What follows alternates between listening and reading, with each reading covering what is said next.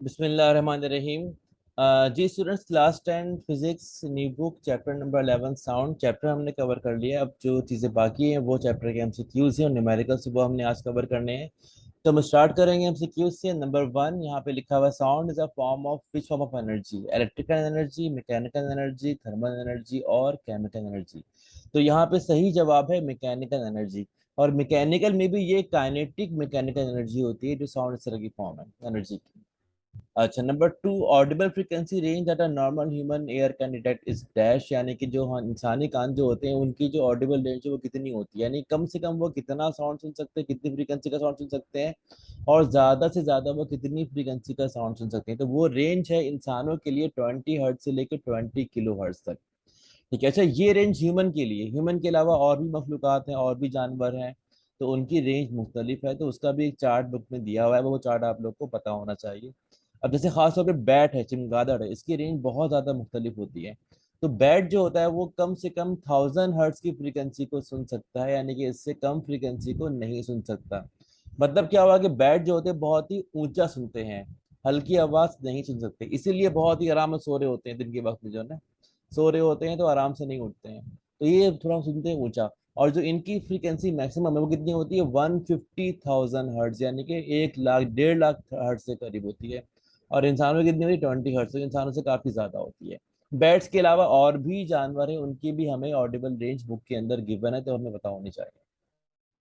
Number 3, the approximate value of for the speed of sound in air at 0 degree centigrade is dash. तो यहाँ पे जवाब है 332 metre पर सेकेंड। अच्छा, इसी बुक में बहुत जगह 331 भी लिखा हुआ है, तकरीबन सेम है, ज़्यादा फर्क नहीं है। लेकिन ज़्यादातर बुक में, जैसे कि और बुक्स हैं, फेडरल बोर्ड की हैं, पंजाब बोर्ड की, ओ लेवल की है, तो वहाँ पे 332 मीटर पर सेकेंड ही आंसर है। लेकिन जो भी आंसर होगा वो इसी रेंज के आसपास होगा। ऐसा नहीं कि मतलब ऑप्शन में 331 भी हो और 32 भी हो, ठीक है। तो इससे मुख्तलिफ आंसर होंगे, तो बहुत ज्यादा आंसर है, बाकी आंसर में फर्क है। तो यहाँ पे सही जवाब है 332 मीटर पर सेकेंड। अच्छा, sound travel faster in solid as compare to gases because of the following reason. जो साउंड है वो सॉलिड में बहुत तेज ट्रैवल करती है, लेकिन गैसेस में ट्रैवल तेज नहीं करती। आमतौर पे एक अंदाजा है कि जो साउंड की वेलोसिटी गैसेस के अंदर है, सॉलिड में तकरीबन 15 टाइम ज्यादा होती है। क्यों होती है? वजह क्या है कि जो सॉलिड के जो मॉलिक्यूल से बहुत ज्यादा करीब हैं, क्लोजली पैक्ड हैं, इसीलिए साउंड की वेलोसिटी सॉलिड में ज्यादा होती है। लिक्विड के थोड़ी लूज है तो वहां पे थोड़ी कम होती है, गैस के और लूज है तो वहां पे और कम होती है। The two factors that affect the speed of sound in air are dash। तो ये हम लोगों ने टॉपिक में कवर किया था कि टेम्परेचर और ह्यूमिडिटी ये दो फैक्टर है जिनकी वजह से साउंड की वेलोसिटी में फर्क आ जाता है। और दो, ये जो साउंड की वेलोसिटी दोनों के डायरेक्टली प्रोपोर्शनल है। तो यहाँ पे जवाब क्या है? Temperature and humidity in air. अच्छा, number 6, the separation between the two consecutive compressions of the sound wave is called wavelength. तो कोई भी साउंड वेव होता है, दो सक्सेसिव कंप्रेशन या फिर दो सक्सेसिव रेयर फ्रैक्शन, इन दोनों भी के बीच का फासला हमेशा वेव लेंथ के बराबर होगा। हाँ, कंप्रेशन और रेयर फ्रैक्शन के बीच का फासला वेव लेंथ के बराबर नहीं होगा। और अगर हमारे पास ट्रांसवर्स वेव है, तो दो सक्सेसिव क्रस्ट या फिर दो सक्सेसिव ट्रफ, इन दोनों के बीच का फासला जो है ना वो वेव लेंथ के बराबर होगा। क्रस्ट और ट्रफ के बीच का फासला वेवलेंथ के बराबर नहीं होगा। अच्छा, number 7, the order of the speed of sound in different medium from faster to slowest. इस तो हम ऑलरेडी कवर कर चुके हैं कि जो साउंड की वेलोसिटी है सबसे ज्यादा फास्ट किस में है? सॉलिड में, उसके बाद लिक्विड में, उसके बाद गैस में। तो यहाँ पे option C is the right answer. गलती से मैंने बी पे टिक कर दिया है, तो सी यहाँ पे सही जवाब है, बी यहाँ पे सही जवाब नहीं है। तो solid, liquid and then gas, ये हमारे पास ऑर्डर होगा। नंबर 8, अल्ट्रासाउंड है several uses in the medicine and industry. तो अल्ट्रासाउंड का बहुत ज़्यादा इस्तेमाल है, बहुत कॉमन है मेडिकल की फील्ड के अंदर, इंडस्ट्रीज वगैरह के अंदर, क्वालिटी कंट्रोल में, क्लीनिंग वगैरह के अंदर। तो यहाँ पे अल्ट्रासाउंड का कौन सा इस्तेमाल है इन चारों में से? तो इन चारों में सही जवाब है प्री नेटल स्कैनिंग। ठीक है। तो असल में ये आपकी बुक में गिवन है, लेकिन यहाँ पे जो वर्ड था थोड़ा डिफरेंट हो गया है। तो आप लोगों ने पढ़ा हुआ है कि मेडिकल की फील्ड के अंदर खासतौर पर जब वुमेन प्रेग्नेंट होती हैं तो उनका अल्ट्रासाउंड बार बार करवाया जाता है ताकि हम बेबी की ग्रोथ को चेक कर सकें। तो हम करते हैं यूटेरस का अल्ट्रासाउंड, यानी कि जो वॉर्म होता है जहाँ पर बेबी ग्रो कर रहा है, तो इसी को हम बोलते हैं प्री नेटल स्कैनिंग। तो ये अल्ट्रासाउंड का इस्तेमाल है यहाँ पर, ठीक है। तो वर्ड थोड़ा डिफरेंट है, इसकी मीनिंग वही है। अच्छा, आगे बढ़ते हैं। The causes of the echo is the reflection of sound wave, यानी कि रिफ्लेक्शन ऑफ साउंड वेव को हम इको कहते हैं। नंबर 9 के बाद नंबर 10, नंबर 10 पीछे होगा। Which type of wave can not travel through vacuum, इनमें से कौन सी वेव वैक्यूम में ट्रेवल नहीं कर सकती है? तो यहाँ पे जो इंफ्रारेड वेव्स हैं या एक्स रेज है और माइक्रोवेव, ये तीनों कैसी वेव है? इलेक्ट्रोमैग्नेटिक वेव है। साउंड वेव बच गई, ये हमारे मैकेनिकल वेव है, और मैकेनिकल वेव जो होती है वैक्यूम में ट्रेवल नहीं कर सकती, तो इसका जवाब क्या है? साउंड वेव है। तो ये एमसीक्यू से हम लोगों ने कवर कर लिए। अब आगे बढ़ते हैं हम।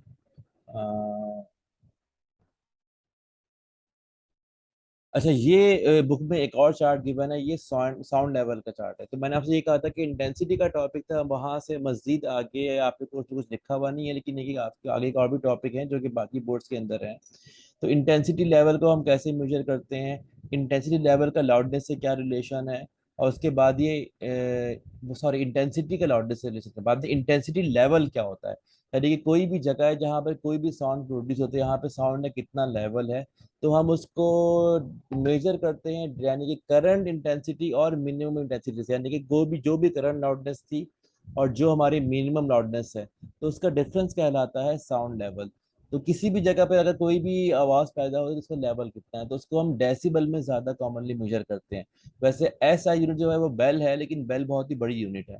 तो साउंड लेवल को या नॉइस लेवल को हम मोस्टली डेसिबल में मेजर करते हैं। तो यहाँ पे चार्ट गिवन है डेसिबल लेवल का, कि कम से कम हम 0 dB का साउंड सुन सकते हैं, ठीक है। और 80 dB हमारी लास्ट लिमिट है, यानी कि 80 डेसिबल से ज्यादा हाई साउंड जो है ना वो हमारे लिए नुकसानदेह होता है। तो विस्परिंग, यानी अगर हम ऐसा ऐसा बातें कर रहे हैं तो उसका जो डेसिबल लेवल है वो 30 डेसिबल है। ठीक है, हम जो नॉर्मल जो बातचीत कर रहे हैं तो उसका जो डेसिबल लेवल है वो कितना है? 60 dB है। तो ट्रैफिक का शोर है, उसका डेसिबल लेवल कितना है? 70 dB है। उसके बाद अगर ड्रिलिंग मशीन है वो चल रही है, उसकी बहुत जोर से आवाज आ रही होती है, अगर हम उससे 3 मीटर दूर है तो वो साउंड का लेवल है 90 dB। तो 90 dB भी जो है वो 80 dB को क्रॉस कर गया है, हालांकि हम दूर है 3 मीटर।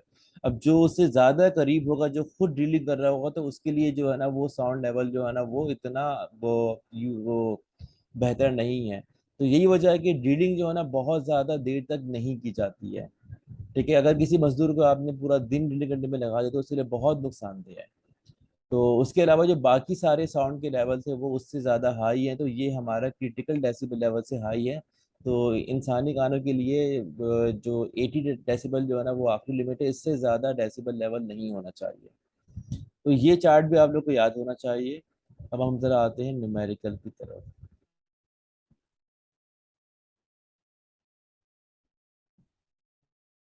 अच्छा, न्यूमेरिकल से पहले यहाँ पर एक और चार्ट गिवन है बुक के अंदर, कि जो ऑडिबल रेंज है वो इंसानों के लिए कितनी है? 20 से लेके 20,000 हर्ट्ज। इंसानों के अलावा और भी जानवरों की ऑडिबल रेंज गिवन है। ये नीचे बैठ के गिवन है 1000 हर्ट्ज से लेके 150,000 हर्ट्ज तक। उसके अलावा ये कैट है या वेल्स या डॉल्फिन से बड़ी मछलियाँ जो होती हैं, या डॉग है, हॉर्सेस हैं, तो इन सब की भी ऑडिबल रेंज यहाँ पे गिवन है, कि ये कम से कम कितनी फ्रीक्वेंसी को सुन सकते हैं और ज्यादा से ज्यादा कितनी फ्रीक्वेंसी को सुन सकते हैं। तो ये चार्ट भी आप लोग को याद होना चाहिए, पता होना चाहिए। अब हम आते हैं टुवर्ड्स द न्यूमेरिकल।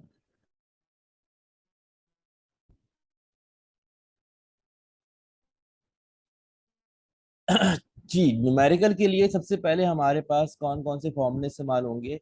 तो अगर आप लोगों ने जो आप लोग का फर्स्ट चैप्टर था वेव का, उसको सही से पढ़ लिया, उससे न्यूमेरिकल सही कवर कर लिया, तो नेक्स्ट 2 चैप्टर के न्यूमेरिकल में ज्यादातर वही फॉर्मूले इस्तेमाल होंगे। वो फॉर्मूले क्या आते हैं हमारे पास, ठीक है, इसको जरा हम रिव्यू कर लेते हैं। सबसे ज्यादा कॉमन फॉर्मूला हमारे पास क्या है? V equal to F lambda. V is the velocity of wave. अब बोले साउंड वेव हो, लाइट लाइट वेव हो, किसी भी तरह की वेव हो, F is the frequency of wave and lambda is the wave of the wave. दूसरा फॉर्मूला जो है ना वो हमारा क्लास 9 का formula, velocity equal to distance upon time, मतलब वेव ट्रेवल कर रही है, कितना डिस्टेंस ट्रेवल किया, कितने टाइम में ट्रेवल किया, उसका रेशियो वेलोसिटी के बराबर होगा वेव की। तो ये फॉर्मूला भी हम चैप्टर 1 में इस्तेमाल करते रहे हैं। हाँ, जो नया फॉर्मूला है वो साउंड की वेलोसिटी का टेम्परेचर के लिहाज से वो है 331 √T/273। इसका मतलब क्या हुआ? ये फॉर्मूला जो है ना वो किसी हायर टेम्परेचर पे साउंड की वेलोसिटी को निकालने के लिए, 331 यहाँ पे साउंड की वेलोसिटी है 0 डिग्री सेंटीग्रेड पर। ठीक है, तो 10 डिग्री पे कितनी होगी, 20 पे कितनी होगी, 30 पे कितनी होगी। तो मुझे किसी भी दूसरे टेम्परेचर में साउंड की वेलोसिटी निकालनी है, तो मैं टी की जगह उस टेम्परेचर की वैल्यू को पुट कर दूंगा तो आंसर आ जाएगा। लेकिन टेम्परेचर की वैल्यू को केल्विन में पुट करना है, बिकॉज सेंटीग्रेड जो हमारे पास टेम्परेचर का ऐसा यूनिट नहीं है। फर्ज करें मुझे निकालना है कि 10 डिग्री पे साउंड की वेलोसिटी कितनी है, तो यहाँ पे 283 केल्विन पुट करेंगे, सॉल्व करेंगे तो साउंड की वेलोसिटी 10 डिग्री पे आ जाएगी। तो 10 डिग्री सेंटीग्रेड जो है ना वो 283 केल्विन के बराबर होता है। अच्छा, मेरे ख्याल में और फॉर्मूले जो चैप्टर में इस्तेमाल नहीं होंगे, तो यहीं से ही हम सॉल्व करना शुरू कर देते हैं न्यूमेरिकल्स को। पहला न्यूमेरिकल, इसका डाटा बनाते हैं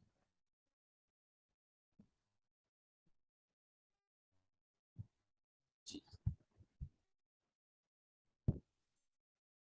Calculate the speed of sound in air at 50 degree centigrade. The speed of sound at 0 degree centigrade is 331 metre पर सेकंड।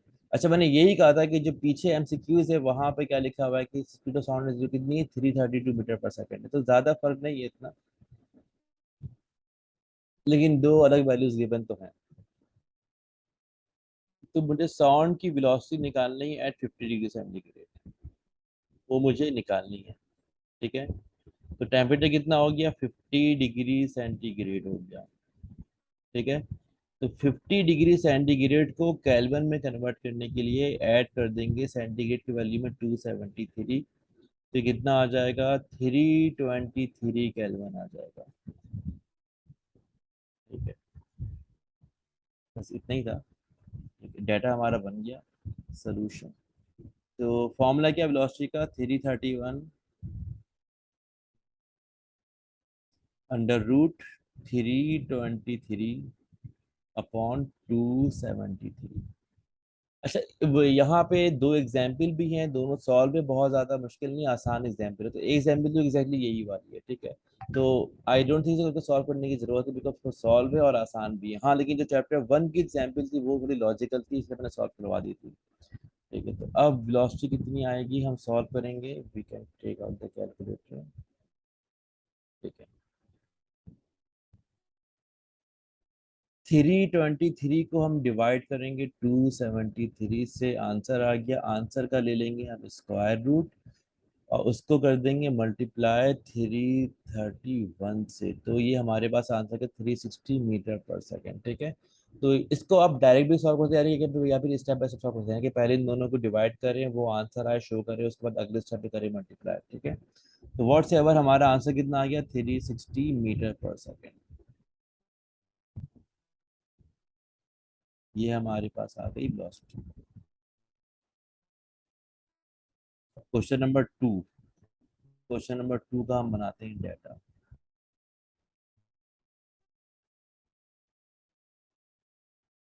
अच्छा, 360 मीटर पर सेकेंड ही आंसर है। ठीक है, a person has an audible range from 20 hertz to 20 kilo hertz. ठीक है, तो हम बहुत दफा पढ़ चुके हैं। ठीक है, what are the distinguish wavelength of sound wave in air corresponding to these two frequencies. यानी कि हवा के अंदर साउंड वेव ट्रेवल कर रही है, तो जो इंसानी कान जो होते हैं वो इन दोनों फ्रीक्वेंसी को सुनेंगे तो उनकी क्या क्या वेव लेंथ होगी। यानी कि 20 हर्ट्ज वाली साउंड की कितनी वेव लेंथ होगी और 20,000 हर्ट्ज वाले साउंड की कितनी वेव लेंथ होगी। तो जस्ट फॉर्मूला अप्लाई करना बहुत ही आसान न्यूमेरिकल है। और हम साउंड को एयर में ले रहे हैं, यानी कि साउंड की वेलोसिटी एयर में कितनी, 340 मीटर पर सेकेंड है। तो 340 का मतलब ये है कि हम जीरो नहीं, मतलब किसी हायर टेम्परेचर पे, आई थिंक ये 20 डिग्री पर साउंड की वेलोसिटी 340 होती है। तो ज्यादातर स्टैंडर्ड के अंदर हम 20 डिग्री या 25 डिग्री पे साउंड की वेलोसिटी को कंसिडर करते हैं। तो जिससे भी करें वो हमें गिवन है। अब हमें यहाँ पे क्या गिवन है, वेलोसिटी ऑफ साउंड कितना है, 340 मीटर पर सेकेंड, ये हमें गिवन है। साउंड की वेलोसिटी हमारे पास है 340 मीटर पर सेकेंड। फ्रीक्वेंसीज दो हैं, एक को हम बोल देंगे F1। F1 कितनी है, 20 हर्ट्ज है। एक को हम बोल देंगे F2। F2 कितनी है, 20,000 हर्ट्ज है। 20,000 हर्ट्ज या 20 किलो हर्ट्ज। ठीक है, तो मुझे क्या निकालना है, λ1, यानी कि 20 हर्ट्ज वाली फ्रीक्वेंसी की वेवलेंथ को मैं बोल दूंगा λ1। और क्या निकालना, λ2, यानी कि 20,000 हर्ट्ज वाली फ्रीक्वेंसी की वेवलेंथ में बोल दूंगा λ2। मुझे ये निकालना है, सॉल्व करते हैं जी। फॉर्मूला है हमारे पास v equal to F lambda. तो lambda is equal to v upon f. तो जब लैम्डा वन निकालना होगा यहाँ पर एफ आएगा।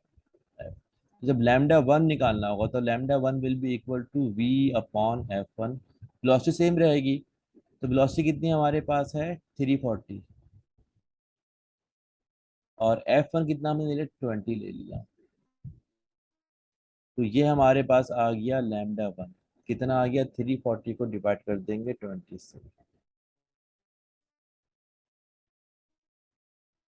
Divided by 20। ये आ गया 17 मीटर।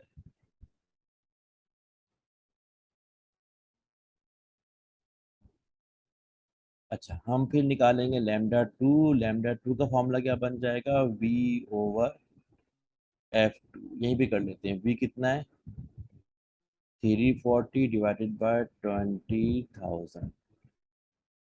तो हमारे पास लैम्डा टू कितना आ जाएगा 340 डिवाइडेड बाय 20,000। 0.017 मीटर। तो ये हमारे पास लैम्डा टू कितना आ गया 0.017 मीटर।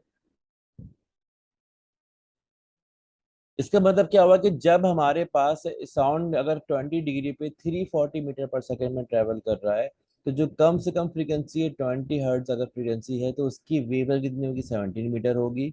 और जो ज्यादा से ज्यादा फ्रीक्वेंसी कितनी 20,000 हर्ट्ज है, उससे ज्यादा फ्रीक्वेंसी को नहीं सुन सकते हैं।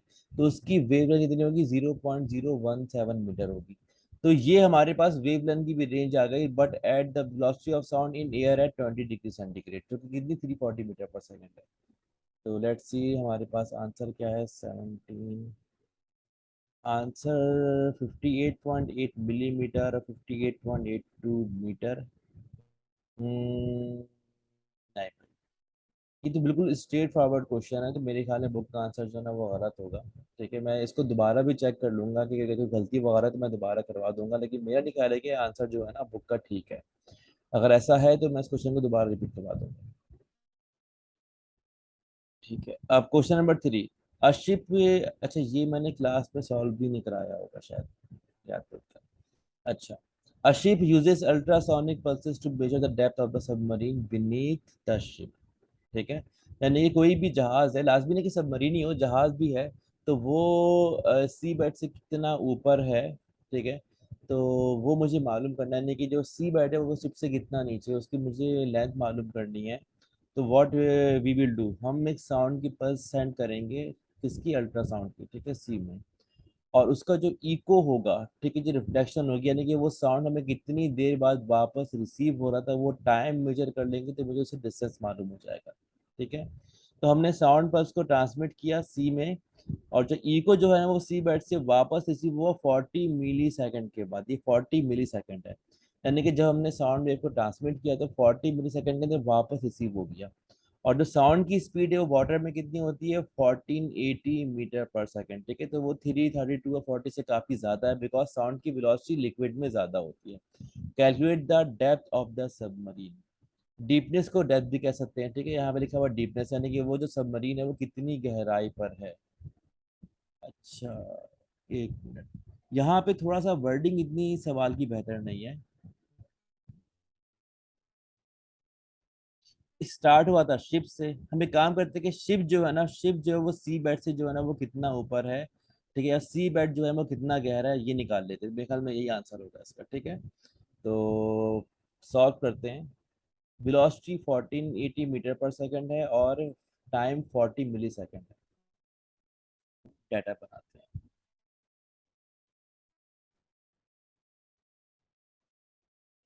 नंबर थ्री है।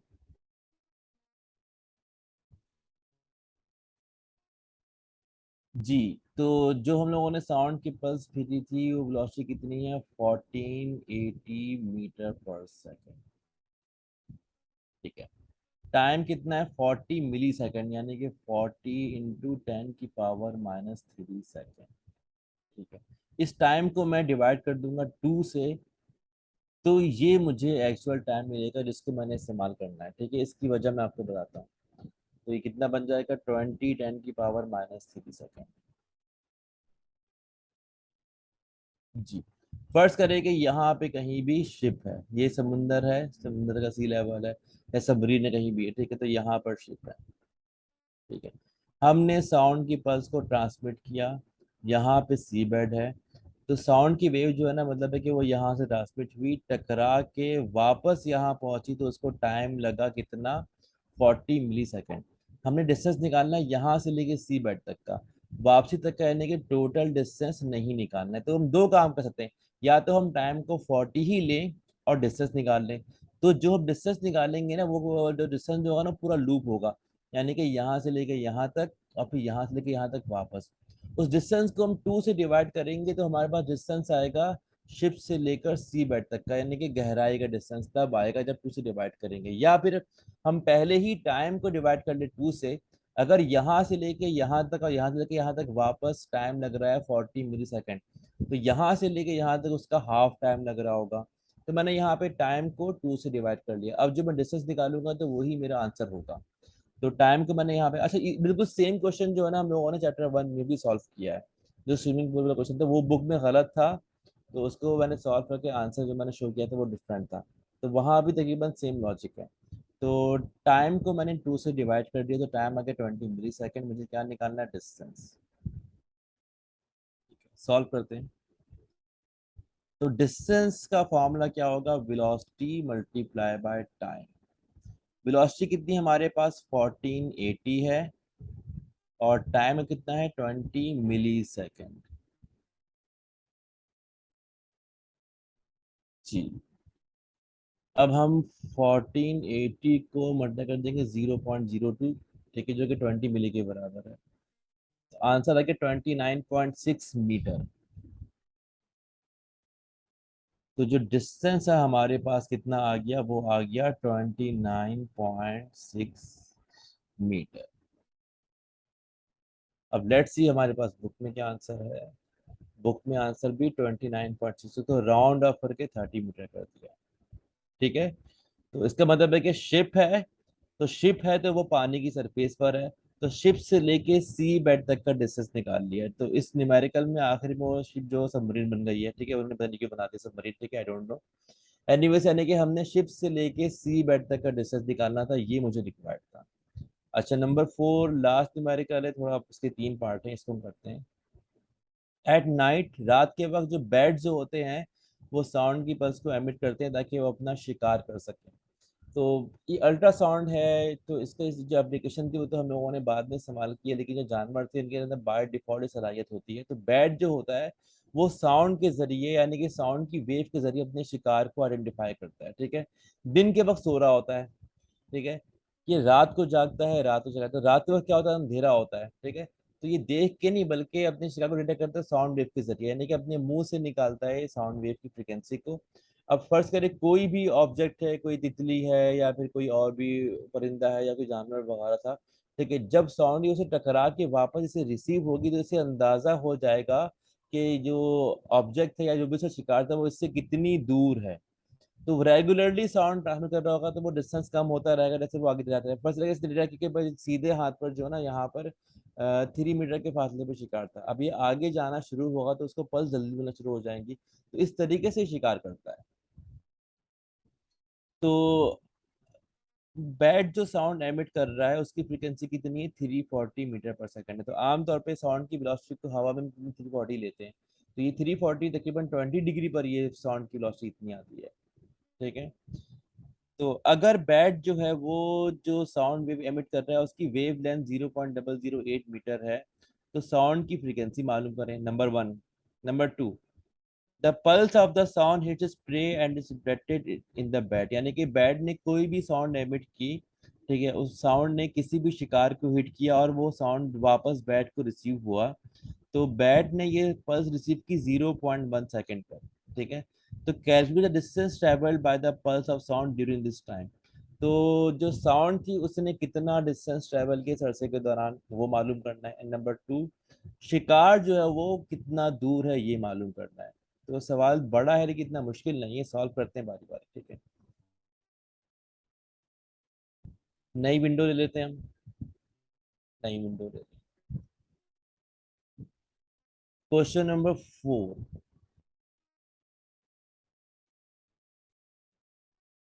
डाटा। तो बैट जो भी साउंड एमिट कर रहा है उसकी वेलोसिटी कितनी है, 340 मीटर पर सेकेंड। ठीक है। अच्छा, अब मुझे पार्ट वन में गिवन है वेव लेंथ। वेव लेंथ कितनी, 0.008 मीटर है। 0.008 मीटर इसकी वेव लेंथ है। ठीक है। Frequency of the sound, sound की फ्रीक्वेंसी मालूम करनी है। अच्छा, बाकी भी बना देते, ठीक है। अच्छा देखिए, ये बैट है, ये शिकार है, ठीक है। तो बैट ने साउंड की पल्स एमिट की, पल्स जाके टकरा के वापस आई 0.1 सेकेंड में। ठीक है। तो साउंड की वेव ने कितना डिस्टेंस ट्रेवल किया, मुझे वो मालूम करना है। यानी कि पल्स यहाँ से यहाँ लेके यहाँ तक गई और यहाँ से लेके यहाँ तक वापस आई। तो जो साउंड की वेव ने कितना डिस्टेंस ट्रेवल किया वो मालूम करना है। दूसरा, distance of the prey from the bat, तो शिकार कितनी दूर है, तो इसी डिस्टेंस को हाफ कर देंगे तो पार्ट थ्री का आंसर आ जाएगा। ठीक है। तो हम डाटा में हम लिख लेते हैं कि टाइम कितना है, एक बार चेक कर लूँ, 0.1 सेकेंड। तो अगर मेरे पास टाइम 0.1 सेकेंड है तो मुझे क्या निकालना है, डिस्टेंस। ठीक है। तो ये डिस्टेंस होगा टोटल डिस्टेंस, यानी कि from bed to prey and prey to bed. ठीक है, ये मुझे मालूम करना है। और डी डैश, अब मैं बोल रहा हूँ डी डैश। ठीक है। तो डी डैश मतलब है कि शिकार जो है ना वो बैट से कितनी दूर है, ये भी मुझे मालूम करना है। ठीक है। सॉल्व करते हैं।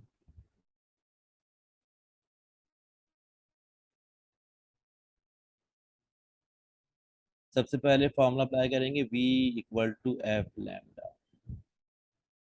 तो हमें निकालनी फ्रीक्वेंसी, तो frequency is equal to V upon lambda हो जाएगा ये फॉर्मूला। फॉर्मूले को मॉडिफाई कर दिया, तो फ्रीक्वेंसी इक्वल टू वेलोसिटी कितनी है, 340 डिवाइडेड बाई वेव कितनी, 0.008 मीटर। तो ये आ जाएगी फ्रीक्वेंसी मेरे पास 340 डिवाइडेड बाय 0.008, 42,500 हर्ट्स। तो इसे मैं 42, बल्कि पहले लिखे थे 42,500 हर्ट्स। ठीक है। तो ज़्यादा बेहतर क्या हो जाएगा, ये 42.5 किलो हर्ट्स हो गया, 42.5 किलो हर्ट्स। तो ये आ गई फ्रीक्वेंसी। अच्छा, अब वेलोसिटी का फॉर्मूला है डिस्टेंस अपॉन टाइम। ठीक है। तो डिस्टेंस का फॉर्मूला क्या हो गया, डिस्टेंस एस अपॉन टाइम है ना, डिस्टेंस अपॉन टाइम। तो डिस्टेंस का फॉर्मूला हो गया वेलोसिटी मल्टीप्लाई बाय टाइम। तो डिस्टेंस इक्वल टू वेलोसिटी कितनी है, 340, टाइम कितना, 0.1।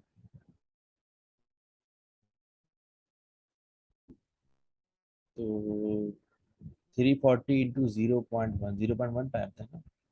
आंसर क्या आ जाएगा हमारे पास, ये 34 मीटर आ जाएगा।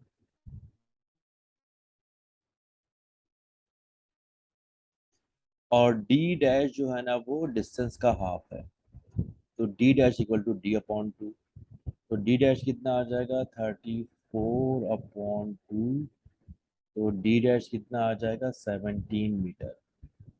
तो ये हमारे पास आ गया डी डैश, और ये हमारे पास आ गया D dash upon two.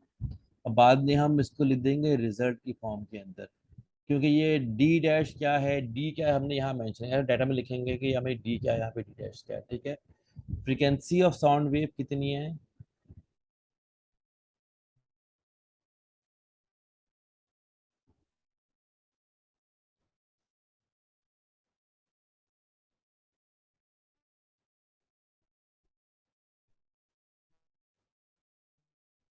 42.5 kilo hertz. ठीक है। आगे हम बढ़ते हैं फ्रीक्वेंसी के बाद।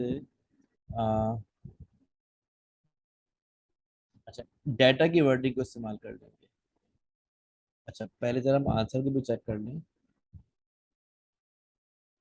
अच्छा, ये 42.5 हर्ट्ज आ रहा है, किलो हर्ट्ज नहीं आ रहा, लेकिन हमारा किलो हर्ट्ज आ रहा है। ठीक है, लेकिन ये स्ट्रेट फॉरवर्ड क्वेश्चन है, तो मेरे ख्याल में बुक का आंसर गलत है। ठीक है। अच्छा। अच्छा, distance travelled by the pulse of sound during this time.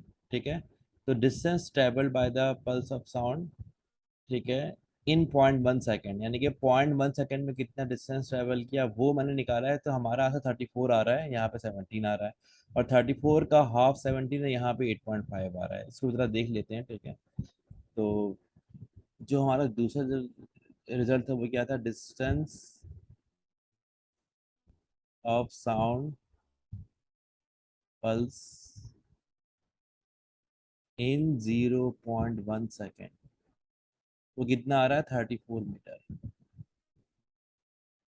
और तीसरा क्या था, distance of bat and prey, distance between bat and pray.